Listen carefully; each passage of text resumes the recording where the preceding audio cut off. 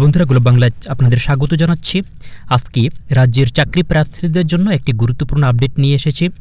এবারে তৃতীয় এবং চতুর্থ শ্রেণীর পদে 12,000 কর্মী নিয়োগ করবে এসএসসি অর্থাৎ স্টাফ সিলেকশন কমিশন। তো এই বিষয়ে আমরা বিস্তারিত জেনে নেব। অবশ্যই ভিডিওটি শেষ পর্যন্ত দেখতে ভুলবেন না। নতুন দর্শক হয়ে থাকলে চ্যানেলটি সাবস্ক্রাইব করবেন, ভিডিওটি লাইক করবেন। স্টাফ সিলেকশন কমিশনের চেয়ারম্যান পদ পূরণ হতেই এবারে সরকারি অফিসে স্থায়ী কর্মী নিয়োগের ব্যাপারে প্রশাসনিক তৎপরতা শুরু হয়েছে। এসএসসির মাধ্যমে সি এবং ডি গ্রুপের এবছরের মধ্যেই কর্মী নিয়োগ প্রক্রিয়া শুরু করার পরিকল্পনা নেওয়া হয়েছে। সরকারি সূত্রের খবর, দুটি শ্রেণী মিলিয়ে প্রথম পর্যায়ে অন্তত 11 থেকে 12,000 কর্মী নিয়োগ হতে পারে।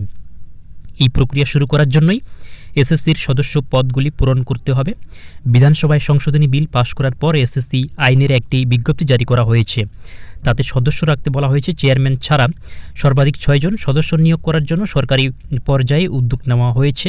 দিন কয়েক আগে কর্মীবর্গ এবং প্রশাসনিক সংস্কার দপ্তর এসএসসির চেয়ারম্যান পদে অবসরপ্রাপ্ত আইপিএস আধিকারিক বিবেক সহায়ককে নিয়োগের জন্য বিজ্ঞপ্তি জারি করেছিল। 2011 সালে মা মাটি মানুষের সরকার আসার পর স্টাফ সিলেকশন কমিশন গঠিত হয়েছিল। পাবলিক সার্ভিস কমিশনের পিএসসির মাধ্যমে সরকারি দপ্তরে কর্মী নিয়োগ দেরি হচ্ছিল, তাই কর্মী নিয়োগে গতি বৃদ্ধির জন্যই গড়া হয়েছিল এসএসসি। একজন অবসরপ্রাপ্ত আইএএস অফিসারকে এসএসসির চেয়ারম্যান করা হয়। গ্রুপ বি এবং সি পদে কর্মী নিয়োগের জন্য পরীক্ষা নিতে শুরু করে এসএসসি। ক্লার্ক নিয়োগের জন্য একবার ক্লার্কশিপ পরীক্ষা নেয় তারা, কিন্তু তারপর রাজ্য সরকার হঠাৎই এসএসসি তুলে দেওয়ার সিদ্ধান্ত নেয়। ক্লার্ক নিয়োগের দায়িত্ব ফের দেওয়া হয় পিএসসিকে। অন্যদিকে গড়া হয় একটি পৃথক গ্রুপ ডি রিক্রুটমেন্ট বোর্ড। রাজ্য সরকারের বিভিন্ন দপ্তরে বেশি সংখ্যায় গ্রুপ ডি কর্মী নিয়োগের জন্যই এই ব্যবস্থা করা হয়েছিল। পরে অবশ্য তুলে দেওয়া হয়েছিল এই বোর্ডটিও।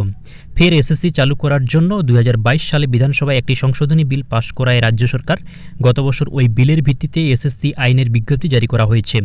সরকারি সূত্রের খবর, নিউ টাউনের একটি অফিস থেকে এসএসসি কাজ করবে। প্রথম পর্যায়ে গ্রুপ ডি কর্মী নেবে 8,000-এর কিছু বেশি। গ্রুপ সি পদে নেওয়া হবে 3 থেকে 4,000 জনকে। এজন্য প্রতিযোগিতামূলক পরীক্ষা নেবে এসএসসি। সম্প্রতি রাজ্য সরকার বিভিন্ন দপ্তরে গ্রুপ সি এবং ডি গ্রুপের জন্য কয়েকশো নতুন পদ সৃষ্টি করেছে, সেগুলিও পূরণ করবে এসএসসি। গ্রুপ সিতে মূলত লোয়ার ডিভিশন অ্যাসিস্ট্যান্ট এলডিএ নিয়োগ করা হবে। পরীক্ষা পদ্ধতি কীরকম হবে তার একটি প্রাথমিক খসড়া তৈরি হয়ে গিয়েছে। লিখিত পরীক্ষা এবং ইন্টারভিউয়ের ভিত্তিতেই চূড়ান্ত সফল প্রার্থীদের বাছাই করা হবে। এলডিএ নিয়োগের ক্ষেত্রে কম্পিউটারে লেখার পরীক্ষা দিতে হবে। প্রিলিমিনারি ও মেইন লিখিত পরীক্ষা নেওয়া হবে এই 2 পর্যায়ে এবং 2টি স্তরে।